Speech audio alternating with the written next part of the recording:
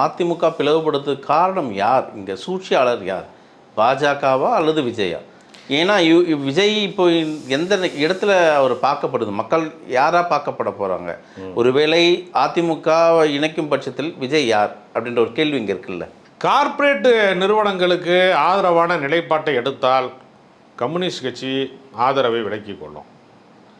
மதச்சார்பற்ற விஷயங்களிலே ஏதேனும் மாற்று கருத்து கொண்டால் காங்கிரஸ் எதிர்நிலைப்பாட்டுக்கு போய் ஆதரவை வாபஸ் பெற்றுக்கொள்ளும்.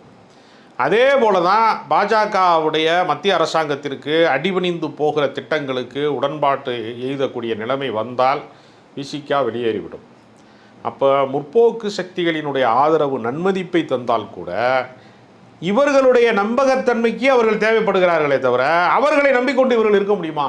இல்லை, இது விஜயோட பிளான் பியா அப்படின்னு ஒரு கேள்வி இருக்குது. அதாவது இப்போது இவர்கள் நாளைக்கு ஃப்ளோர் டெஸ்ட் நடக்க போது ஒருவேளை வந்தே மாதரம் பாடல் பாடப்பெற்றால் அது பாசிச விஜயா தான் பார்க்கப்படுது. அப்போ இடதுசாரிலும் சரி விசிகாவும் சரி வெளியே வரும், வாக்கு போட மாட்டாங்க.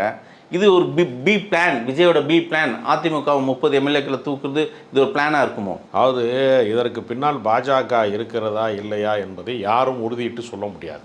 ஏன்னா தமிழ்நாட்டிலே அவர்கள் வேலையை காட்டுவதற்கு அவர்களிடத்திலே முதல்ல எம்எல்ஏக்களே இல்லை. ஒரே ஒரு எம்எல்ஏ தான் அவர்களால் பெற முடிந்தது. அவர்கள் பொலிட்டிக்கலாக நேரடியாக மூவ்மெண்ட் பண்ணுறதுக்கான எந்த முகாந்திரமுமே இல்லை. ஆனால் 2 திராவிட கட்சியில் ஓரமாக உட்கார வச்சுட்டாங்களே. 2 திராவிட கட்சியை ஓரமாக உட்கார வச்சாங்கலாம் சொல்ல முடியாது. 35% விஜய் பெற்றிருக்கிறார் என்று சொன்னால் 65% 2 கட்சிகளும் பெற்றிருக்கிறது. அதுபடி நம்ம ஒன்றுமே இல்லாமல் போச்சுன்னு சொல்ல முடியாது. 47 எம்எல்ஏ வச்சுருக்கிறாங்க ஏடிஎம்கே. இது அதே மாதிரி திமுகவும் கணிசமான வாக்கு வங்கி வச்சுருக்கிறாங்க.